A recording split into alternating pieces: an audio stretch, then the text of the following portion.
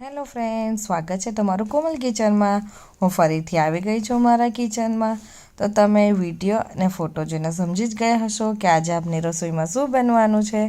તો આજે આપણા ત્યાં બનશે હેલ્ધી, ક્રિસ્પી અને ટેસ્ટી દૂધીના મૂઠિયા। ને તમે જુઓ છો એનો રંગ ખૂબ સરસ આવ્યો છે। આજે તો હું પણ ખુદ ખાઈને શોક થઈ ગઈ કે વાહ, મેં શું મૂઠિયા બનાવ્યા છે। તો તમે પણ એકવાર જરૂરથી આ જે રેસીપી હું બતાવું છું એ ટ્રાય કરજો ને તમારા મૂઠિયા ખૂબ સોફ્ટ અને ક્રિસ્પી અને સારા બનશે। તો ચાલો આપણે બનાવવાની ફટાફટ શરૂઆત કરીએ। તો સૌપ્રથમ આપણે પહેલાં એક પેની કાં તો વાટકો લઈ લેવાનો છે જેમાં આપણે લોટ બાંધતો હોય। એમાં મેં એક મોટો વાટકો ઘઉંનો લોટ લીધો છે। ત્યારબાદ મેં એક નાની વાટકી બેસનનો લોટ લીધો છે અને એ જ રીતે એનાથી થોડી નાની વાટકી મેં જુવારનો લોટ એડ કર્યો છે। તમે ચાહો તો જુવારને સ્કીપ પણ કરી શકો, પણ મેં જુવાર, બેસન અને ઘઉંનો ખૂબ સરસ ટેસ્ટ આવે છે એટલા માટે હું આ જ લોટના મૂઠિયા બનાવું છું। ત્યારબાદ તમે બધો લોટ મિક્સ કરી દેવાનો છે અને ત્યારબાદ જે આપણે છીનેલું દૂધી હોય છે એને નાખી દેવાનું છે।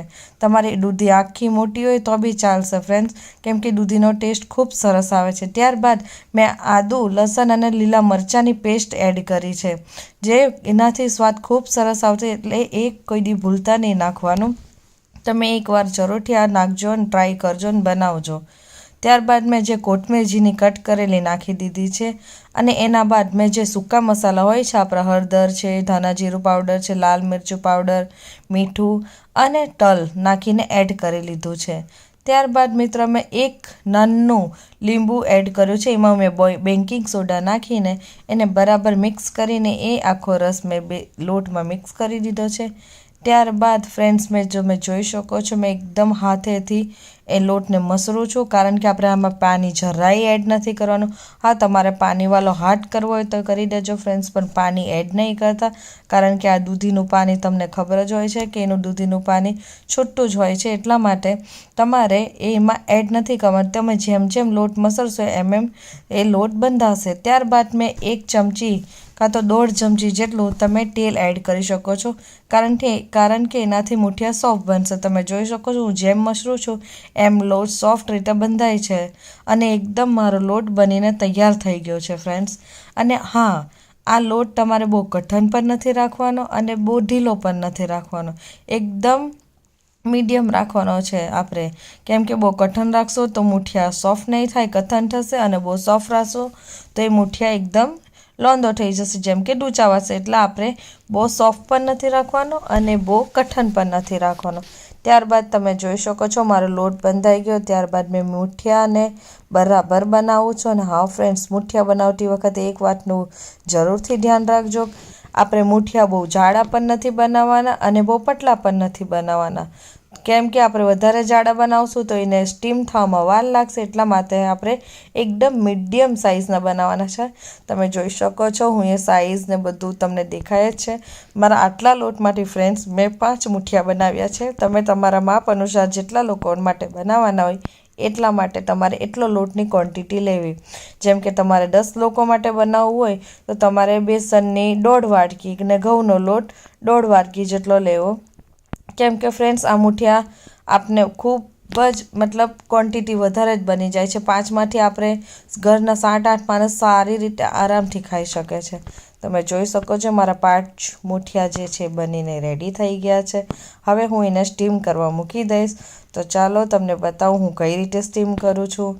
મેં એક તપેલી છે મોટી, એમાં મેં પાણી ઓલરેડી પહેલાંથી 5-10 મિનિટ પહેલાં એને ગરમ કરવા મૂકી દીધું હતું ધીમા ગેસે। ત્યારબાદ મેં જે આપણે શાકભાજી ધોતા હોય, પોહા ભીગવતા હોય, એ જે વાસણ હોય છે બર્તન કાનાવાળું છન્ની ટાઈપ, એને લઈ લેવાનું છે અને હા, એની ઉપર આપણે મૂઠિયા મૂકી દેવાના છે। અને હા ફ્રેન્ડ્સ, આપણે જે છન્ની પર તમે તેલ પણ લગાવી જ શકો છો। પહેલાં તમે જોઈ શકો છો મેં એ છન્ની પર મૂઠિયા મૂકી એને બરાબર સરખી રીતે પાથરીને એ ગેસની ફ્લેમને મીડિયમ રાખીને એને મૂકી દીધો છે। અને હા ફ્રેન્ડ્સ, તમે 20થી 25 મિનિટ તમે મીડિયમ ગેસ પર તમે મૂઠિયા થવા દેવાના। અને હા, તમને કઈ રીતે ખબર પડશે કે મૂઠિયા સ્ટીમ થઈ ગયા છે કે નહીં, તો તમે ચાકુ, ટૂથપીક કે કંઈ પણ કાંટાવાળી ચમચી નાખીને તમે જોઈ શકો છો। તમારું એકદમ ક્લીન રીતે ચપ્પુ કે ચમચી બહાર આવે તો સમજી શકો કે મૂઠિયા થઈ ગયા છે। તો મારા ફ્રેન્ડ્સ મૂઠિયા એકદમ સ્ટીમ સારી રીતે થઈ ગયા છે। અને હા ફ્રેન્ડ્સ, તમારા કાચા રહી જાય તો તમે હજી એને 15થી 10 મિનિટ રાખી શકો છો, કેમ કે ધીમા અને મીડિયમ ગેસની ફ્લેમ પર તમારા મૂઠિયા ખૂબ સારી રીતના થશે. તો તમે જોઈ શકો છો મારા મૂઠિયા એકદમ સ્ટીમ સારી રીતે થઈ ગયા છે. ત્યારબાદ હું એને ખૂબ સારી રીતે કટ કરી રહી છું. અને હા ફ્રેન્ડ્સ, તમે એવું નહીં સમજતા કે મૂઠિયા ચીપકે છે, કારણ કે હું ગરમ ગરમ કટ કરું છું એ માટે એ મૂઠિયા આપણા ચપ્પુથી ચીપકે છે. પણ ખરેખર કહું ને ફ્રેન્ડ, તો લોટ એકદમ સારી રીતે સ્ટીમ થઈ ગયો છે, નથી થોડોય કાચો રહ્યો અને એકદમ સોફ્ટ અને એકદમ મસ્ત રીતે થઈ ગયો છે. તમે જોઈ શકો છો મેં એક ગોલ કાપ્યા છે.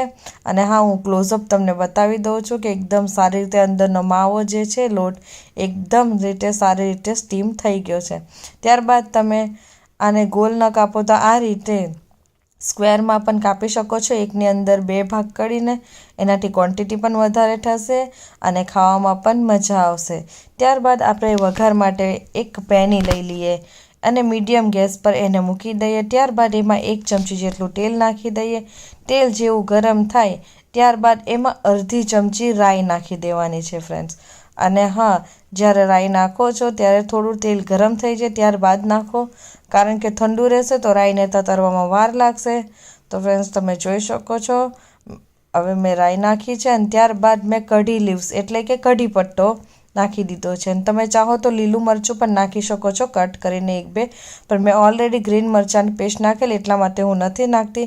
ત્યારબાદ તમારી રાઈ તતરી જાય ત્યારે એમાં અડધી ચમચી તલ નાખવા. ફ્રેન્ડ્સ, જ્યારે રાઈ તતરી જાય ને ત્યારબાદ લાસ્ટમાં જ અડધી ચમચી નાખવા અને પછી તરત જ તમારે મૂઠિયા નાખી દેવા, કારણ કે તલ જ્યારે તતરે ત્યારે ખૂબ ઉડે છે, મતલબ આપણી ઉપર આવી જાય છે અને એકદમ તળાતર એ તતરી જાય છે. એટલા માટે મેં તરત જ મૂઠિયા અંદર એડ કરી દીધા છે, જે રાઈ અને તલના મસાલાવાળું જે તેલ હતું એમાં.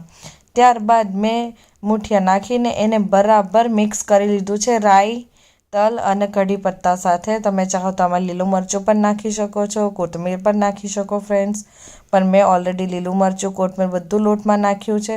પણ હા, તમે વઘારમાં અલગથી એડ કરી શકો છો, પણ મેં નથી કર્યું. હું ડાયરેક્ટ જ્યારે મૂઠિયા સર્વ કરીશ ત્યારે મેં એના ઉપર લીલી કોથમીર નાખી દઈશ.